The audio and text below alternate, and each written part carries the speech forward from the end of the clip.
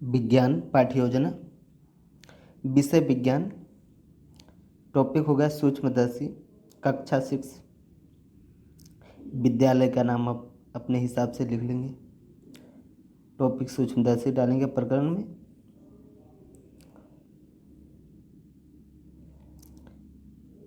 पाठ्यवस्तु content analysis, इसमें आप सूक्ष्मदर्शी, सरल सूक्ष्मदर्शी और संयुक्त सूक्ष्मदर्शी ये आपका हो जाएगा। सामान्य उद्देश्य, छात्रों को विज्ञान के प्रति जागरूक करना।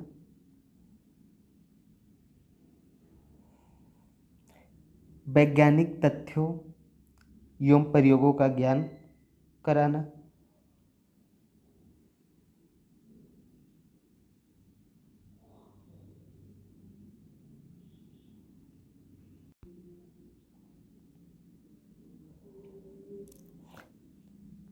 समाज के विकास में विज्ञान के महत्व को बताना। पूर्व ज्ञान को वर्तमान और भविष्य को आकार देने योग्य बनाना। छात्रों में वैज्ञानिक दृष्टिकोण पैदा करना। ये सामान्य उद्देश्य हो जाएंगे आपके। अब विशिष्ट उद्देश्य देख लेते हैं आपके। स्पेसिफिक ऑब्जेक्टिव्स, पहला आपका हो जाएगा छात्र सूक्ष्मदर्शी के ज्ञान को प्राप्त कर सकेंगे। छात्र सूक्ष्मदर्शी के में पहचान कर सकेंगे। छात्रों में सूक्ष्मदर्शी के लिए समझ बढ़ेगी। छात्रों में सूक्ष्मदर्शी के लिए समझ बढ़ेगी तथा छात्र सूक्ष्मदर्शी के गुणों का वर्णन कर सकेंगे। छात्र सूक्ष्मदर्शी का उपयोग एवं व अपने जीवन में कर सकेंगे। छात्र सूक्ष्मदर्शी का उपयोग व प्रयोग अपने जीवन में कर सकेंगे। तो ये आपका होगा विशिष्ट उद्देश्य। अब ध्यान से देख लीजिए, इसे नोट कर लीजिए या स्क्रीनशॉट इसके ले लीजिए। ध्यान से एक एक टॉपिक आप देख लीजिए जिससे आपको कोई दिक्कत ना हो।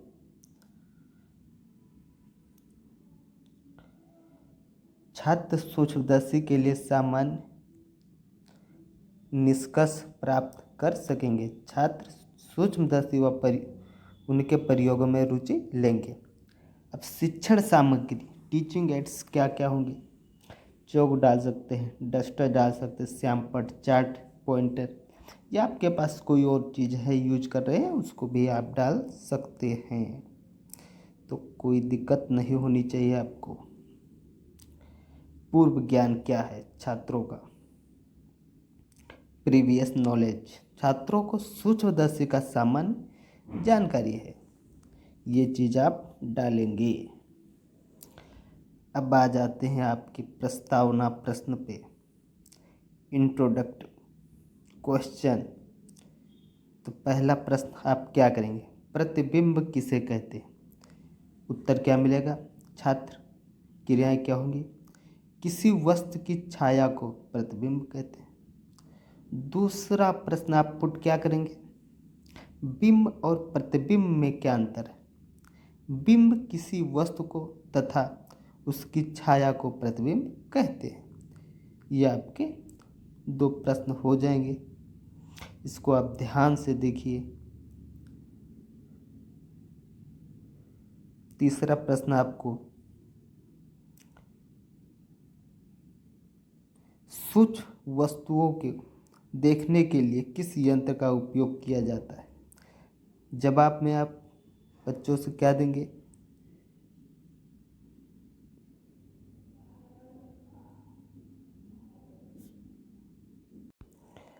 सूक्ष्म वस्तुओं को देखने के लिए सूक्ष्मदर्शी का प्रयोग किया जाता है।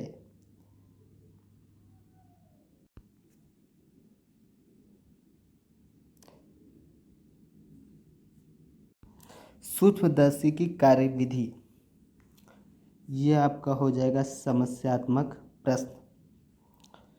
तो मुझे लगता है कि आप प्रस्तावना प्रश्न कैसे बनाना आप जान चुके होंगे। और उद्देश्य कथन, छात्रों आज हम सूक्ष्मदर्शी के विषय में अध्ययन करेंगे, ये आपका उद्देश्य कथन हो जाएगा। कोई दिक्कत होगी तो आप कमेंट करके बता सकते हैं। अब देख लेते हैं शिक्षण बिंदु क्या हो जाएगा। सूक्ष्मदर्शी जो अपेक्षिक, व्यवहारात्मक उद्देश्य, ज्ञानात्मक उद्देश्य, ये भावी अध्यापक क्रियाएं क्या करेगा, विकासात्मक प्रश्न क्या क्या बनेंगे आपके, देख लेते हैं। सूक्ष्म वस्तुओं को देखने के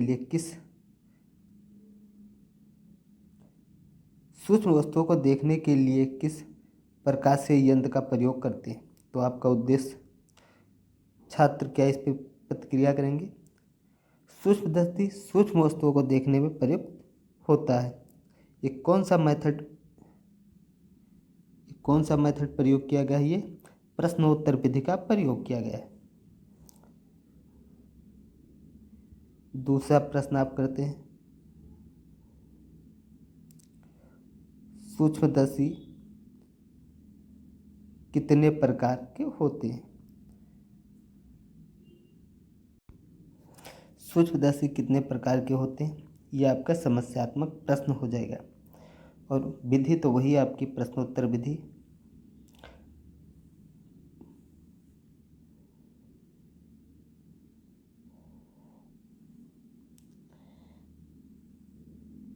आप ध्यान से नोट करेंगे, इसे कोई भी गलती नहीं होनी चाहिए। स्पष्टीकरण देंगे आप।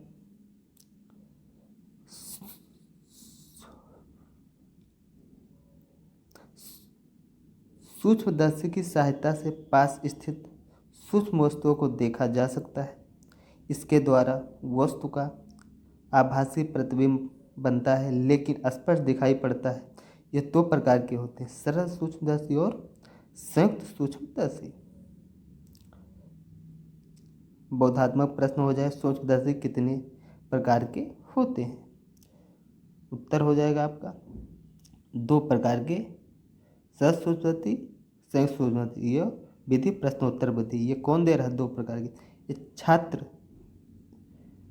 एक्टिविटी है। और जो स्पष्टीकरण देंगे तो इसमें क्या करेंगे, छात्र ध्यानपूर्वक सुनेंगे व लिखेंगे।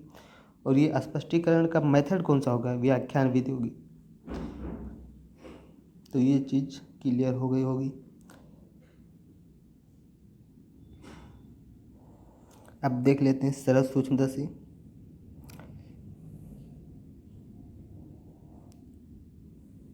विकासात्मक प्रश्न क्या बनेंगे, सरल सूक्ष्मदर्शी के बारे में बताइए। छात्र क्रिया क्या हो जाएगी, ये हो जाएगा आपका समस्यात्मक प्रश्न। विधि कौन सी हो जाएगी आपकी, प्रश्नोत्तर विधि हो जाएगी। अब इसका स्पष्टीकरण देंगे, तो स्पष्टीकरण का मेथड क्या होगा, व्याख्यान विधि से होगा। और जब आप स्पष्टीकरण करेंगे तो छात्र ध्यानपूर्वक सुनेंगे।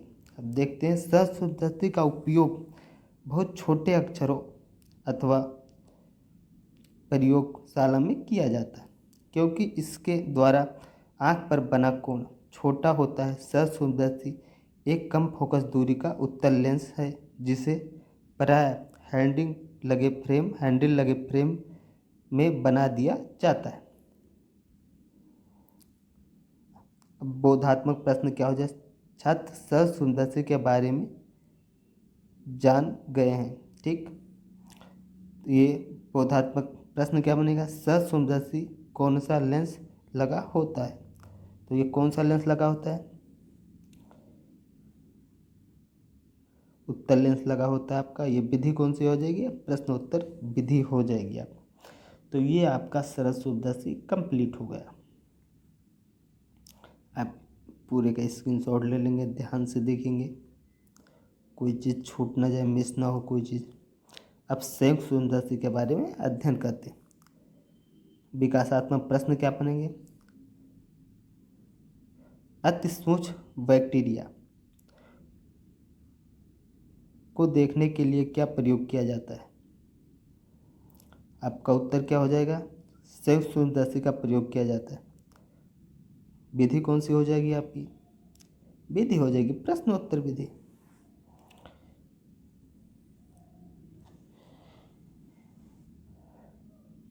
दूसरा प्रश्न आप करेंगे,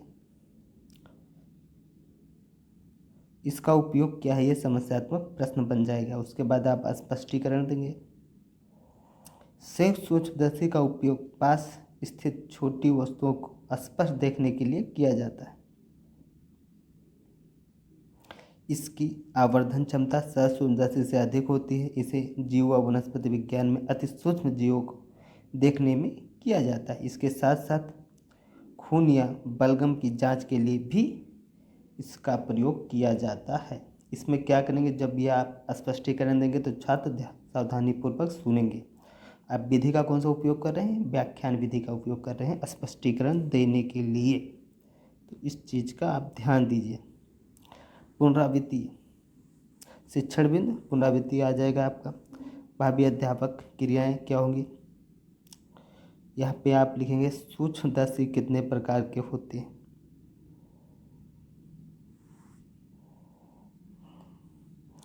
तो 2 प्रकार के होते हैं। सहज सूक्ष्मदर्शी क्या है, इसके बारे में आप बताएंगे। यह एक कम फोकस दूरी का उत्तल लेंस है। विधि आप प्रश्न उत्तर विधि का उपयोग कर रहे हैं, दोनों में चीज़ का ध्यान रखेंगे। तीसरा प्रश्न आप क्या करेंगे?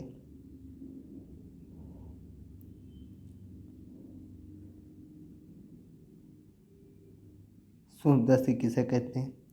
सूक्ष्म वस्तुओं को देखने के लिए सूक्ष्मदर्शी का प्रयोग किया जाता है। सब विधि प्रश्नोत्तर विधि का आपका प्रयोग होगा। यहाँ पे श्यामपट्ट सारांश लगाना होगा आपको। और ये आपका मूल्यांकन, उत्तल लेंस किस काम आता है, संयुक्त सूक्ष्मदर्शी की आवर्धन क्षमता कैसी होती है, ये मूल्यांकन हो जाएगा। अब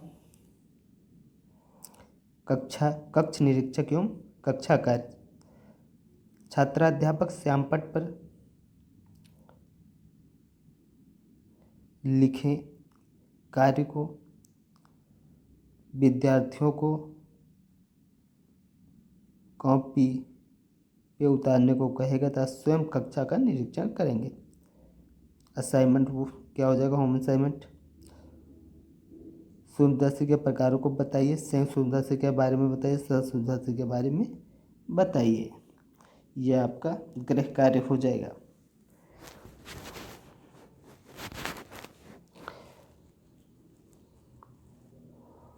तो ये आपका कंप्लीट हो गया सूक्ष्मदर्शी चैप्टर। विज्ञान का पाठ्य योजना आपकी कंप्लीट हो गई।